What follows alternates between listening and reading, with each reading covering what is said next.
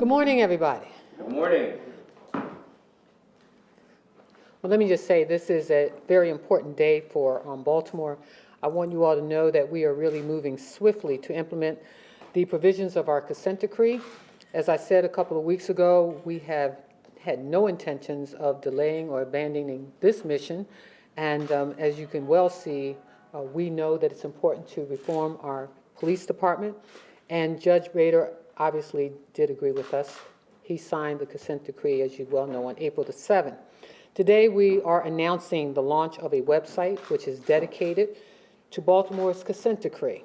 This website is live. It's live right now and will allow the public and interested parties the ability to follow the process from start to finish.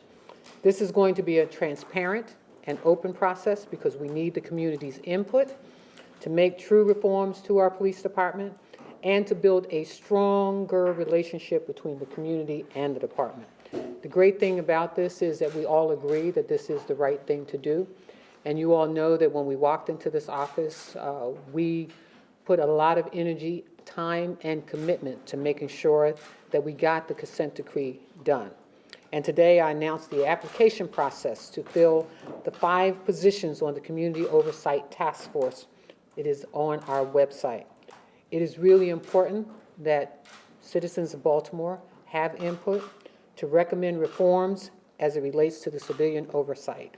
Some of the task force responsibilities will include reviewing the functions of the Civilian Review Board and whether the ability of the community to seek accountability for police misconduct is hindered in any way by the Baltimore Police Department civilian complaint process.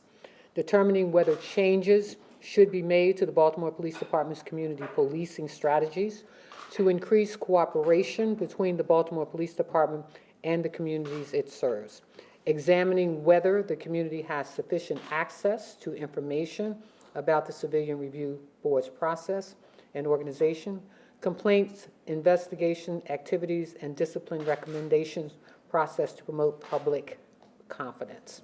For members of the public who want to complete the list of the task force responsibility, you can get that, and you can apply or nominate someone who you believe should be on this task force. All applications are to be submitted no later, underline, score, double, in bold, May the 23rd this year, 2017. We're moving forward. And finally, I'm really excited that we are about to begin the process of request for application for the independent monitor. The independent monitor is really important to this process because this is a person or group that will oversee this whole process. They are the linchpin to the consent decree and the entire oversight process.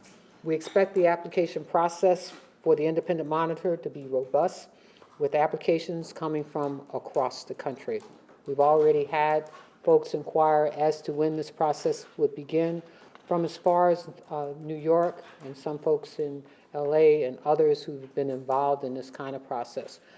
We want to make sure that we get the best applicant to do this work. Applicants can go now to the City Buy website, which is really operated by our purchasing department, and visit the site set up by the federal judge where they can also review the RFA as well. I am, again, excited that we are doing this and that we've maintained our commitment to this process. And we look forward to the citizens of Baltimore applying. And we also look forward to reviewing the RFA. So I don't know whether you want to add anything, Commissioner, because I did May 22nd. If I said May 23rd, let me correct that. May 22nd. Jane, I don't have my glasses on. May 22nd. May 22nd. May 22nd. Let's make sure we get that date out there. May 22nd, because I don't want anybody a day later saying she said, May 22nd, we need the community's input. We want them to apply. And this board is also going to be very important to us. And finally, I'm really excited. And I want I want Baltimore to know how serious this process has been for us and how grateful we are for the input of community members from across the city who've had their say in terms of what they believe we should be doing in terms of police-community relationships. I also want to add that this process, the consent decree, not only does it build, we believe, will build a better relationship between the police and the community, it would also allow us to get the tools that we believe are really necessary for our police department, especially when we talk about new technology. You know that we now have body cameras on many of our police officers. We want to continue that process as well. So I'm open for questions. Anything you want to share? Sure. Really? I'll just add. I'm only joking. I'll just add this whole consent decree process is something that's being done for us as opposed to something done to us. And as the mayor rapidly embraces the process and leads us through this process, I'm convinced that it's already making us better and will just continue to make us better. So thanks for your leadership, Mayor. Director, would you like to say anything in reference to your, especially your civilian review board? I can barely contain my enthusiasm and excitement. I think Go that ahead, you can jump this task force, and I thank the mayor for moving this process along so quickly, even before the deadline under the consent decree. But I think this task force is finally going to give us, it's a step in the ladder toward making the civilian review board and making civilian oversight actually legitimate and realize its intended purpose. All right, I'm open for questions. What's your ideal in terms of community oversight? That's a nice sounding term, but what does that really mean? We've had, other community groups, and the Civilian Review Board right now, which I'm going to ask about separately, has 7 vacancies on it. So what is the goal of community oversight? Well, they will actually, under this process, because we will have a monitor, an independent monitor, they will actually get to review materials that they request. They will actually have some input on this process. And I think with the person that we've chosen to lead this process, former delegate, well, once a delegate, always a delegate, Jill Carter, who has been a community advocate on behalf of the citizens of our city, and a person who has really been actively engaged in trying to push us forward as it relates to what a civilian review board should be. We will have citizens, at least as we review this process, we want citizens to be engaged. We want them to feel free to express themselves, to request information that they think is necessary, to review any situation. And so I consider this to be a very important aspect of how we create police reform in our city. Well, Mayor, if you look at the history of the Civilian Review Board, the police department was not always forthcoming with information to that board. I mean, when you look at documents, it showed rarely did it comply with requests for information, and the FOP has fought it. What's going to be different about this board in terms of its ability to have oversight and actually get the information they need? We're giving them the power to do that. And And let me just say, I can't answer for the civilian review boards of the past. I can answer for the Civilian Review Board as we put it in place. We've done our work in terms of people that we've selected to be on the Civilian Review Board. I think Jill has done a great job of looking for individuals in the community. And so I'm excited, and as I said, we will monitor this process. We also have an independent monitor. We have an office that looks over it. And so I believe that they're going to be able to ascertain whatever their needs may be. And at the same time, I think that they will help us they will lead us towards criminal justice reform. But seriously, I mean, the much of the task of the oversight task force is to look at whether the Civilian Review Board is functioning well or should be changed, etc. Right. But right now, there really isn't a Civilian Review Board. So Well, are they you just are- going to be finding that, they're not doing their job because they're not in. Well, they won't be able to find that now because you just pointed out, we just now appointed the people who will be on that board. You have appointed them. Yes. Okay. But we do, we do checks and balances to make sure that the people that we put on are people who will do the work and and put the time in. And I think in the next 6 months or so, you all get to ask them the question, are they ascertaining the information that they want? Do they feel that their positions have the wide range needs, have the wide range areas that they feel they should be able to access. I think you all get to ask them that probably in the next 6 months or so. So what's the organizational chart look like? I mean, no, I'm not, who's Oh, the top? Who answers to whom going down the line? well, they answer to Jill, the Civilian Review So the Board. Civilian Review Board answers to Jill, the Community Oversight Task Force, or the police, whatever it's called, the new task force, the 5-member task force that you appoint answers to, It will answer to us, to the mayor's office, okay. yes. So it's, and in the pecking order of, I'm just trying to figure I, out. you know, It look, sounds really look, all, clumsy. let me just say, all of this is new for us as well.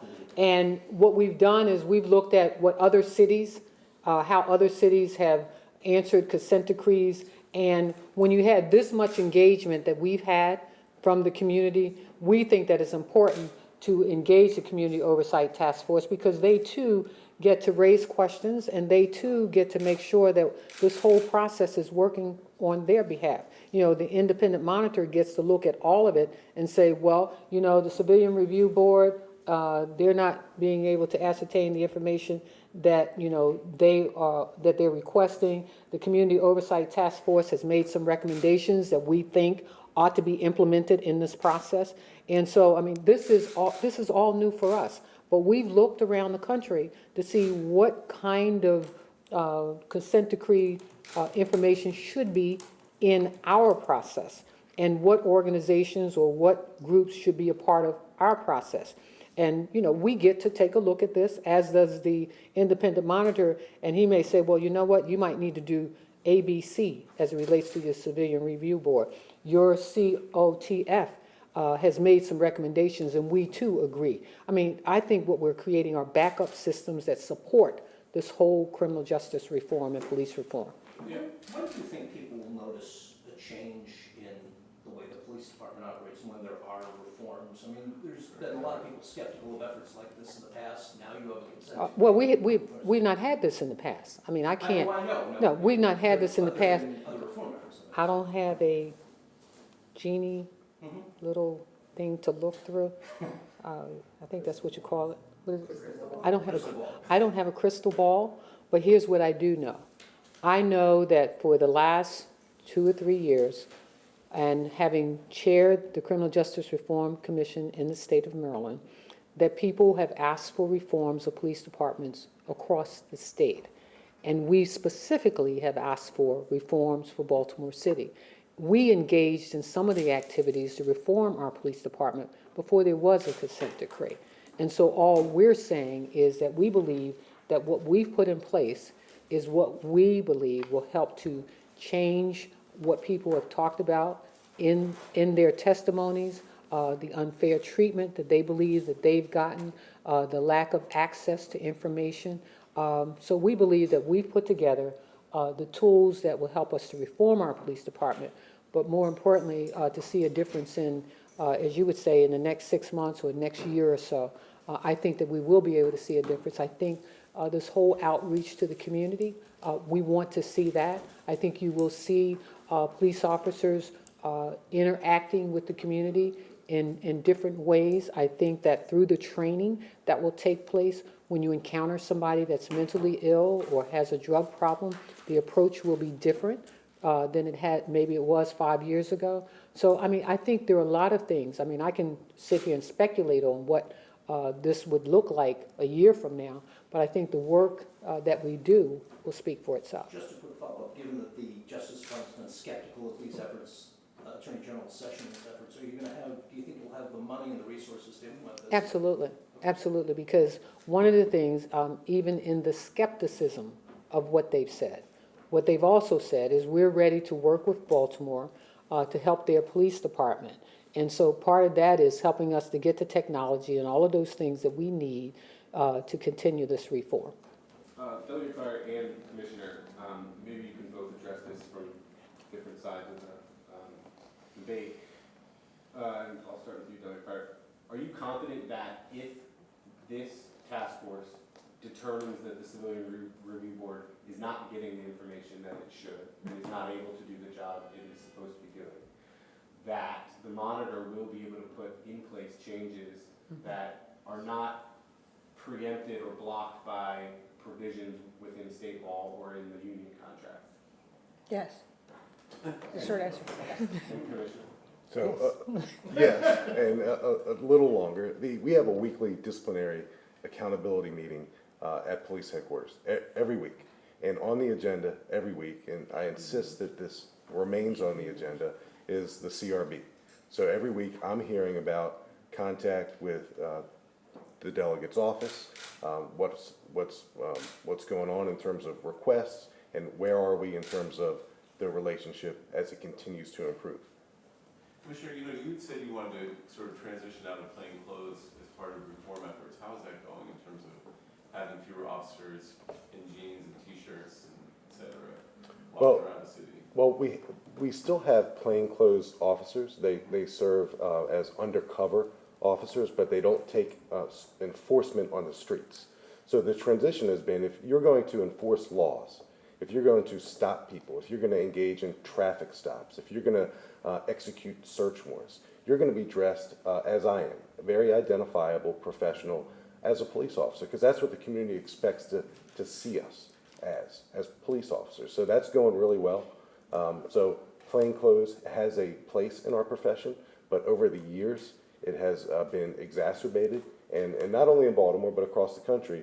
Over the years, more and more police officers who engaged in enforcement actions were no longer wearing this uniform in its entirety, and Baltimore is going to lead the way with that reform, and I think that is a reform, and I'm really proud that the agency is embracing it.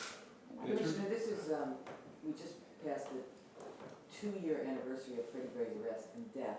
What's the status of the internal investigations of the 6 officers that were involved? So Jane, as you know, and your colleagues are aware, we asked the Montgomery County Police Department to conduct that administrative investigation because I didn't want there to be any appearance of impropriety, and that investigation is ongoing. We are well aware of the time limits that are associated and as defined by the Law Enforcement Officers Bill of Rights. So we're aware of those time limits, and we are in constant contact with the Montgomery County Police Department. I recently met with Chief Manger just to ensure that all the timelines are adhered to, and I'm confident that they will be, and I await the results of that administrative investigation. What does he say is taking so long? Well, Jane, it's an administrative investigation that involves 6 police officers who are being treated as respondents in an investigation that deserves their best investigative effort. So as long as that investigation is conducted within the time frame as allowed by the Law Enforcement Officers Bill of Rights, I'm confident that I'm going to get the results of that investigation in a manner that allows me to then make a final determination from there. Pertaining to the RFA for monitor, I've talked to some folks familiar with past consent decrees and the current DOJ's position, and they suggested that that process may be one in which the DOJ may try to assert a different stance on how it approaches the consent decree by perhaps pushing a monitor who would be more in line with law enforcement. Have you had conversations with them about where they stand and what they would like to see about from a monitor? The RFA gives the final authority to the city, so, and working with our team. So the DOJ does not, while they may have input, they don't have the final authority in the selection of the independent monitor. When will the monitor be in place? I mean, you've got the applications coming, but when do you expect that monitor to be in place? Do we have a date for that? The deadline is, will approach towards the end of next month. People will be applying Right. and responding to the applications, and then within the next, towards the end of the Yeah, summer, we would within think- the next month. Yeah, we would think probably by July, that we should be able to have the independent monitor in place. But again, let me just remind those who are applying to be on the COTF, Community Oversight Task Force. An application is available on the website and is due by May 22nd. Can we, are there currently 0 vacancies on the Civilian Review Board? Are there any vacancies now? With all of the recent nominations, all the voting seats have been filled. They're just not listed. Can- Public. Through the nomination. Not yet. Going through the confirmation process. So there's a city council confirmation process, and I think those individuals will be on the city council agenda next week. I think next week. if I'm not I think next week mistaken. or the So 2 weeks from The now. mayor's made the nominations, and now we're going through the city council process, and there will be no vacancies. Can you provide a list of the names? That's through the city council. That's through the city council process. Absolutely. Okay. And Mayor, have you heard from the Department of Justice at all? I mean, are they in communication with you? I know, you already asked the question about whether or not, because they had expressed. Yeah, we've worked together on this entire process. I mean, DOJ's been involved as well. So recently they've been in contact with you and, Yes? okay. And have they said anything, expressed any of the doubts that they expressed in the No. hearing? Not at all. Okay. Mm-mm. All right, folks. Commissioner, just a quick question, the Police Training Commission's reversal on the marijuana policy, any reaction? I know this is something you would push for a long time and would help in vacancies on the police department or solve that. I haven't. It's actually not a reversal, it's a common sense amendment to it that I proposed last year. And like everything in government, there's a process.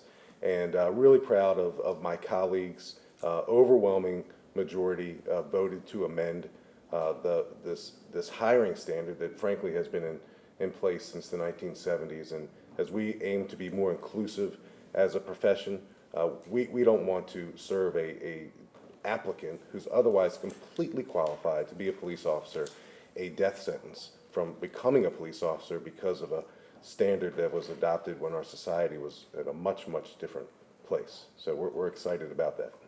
Just think, we might not have had a president, or a couple of them, probably. Thank you all. Thank you all.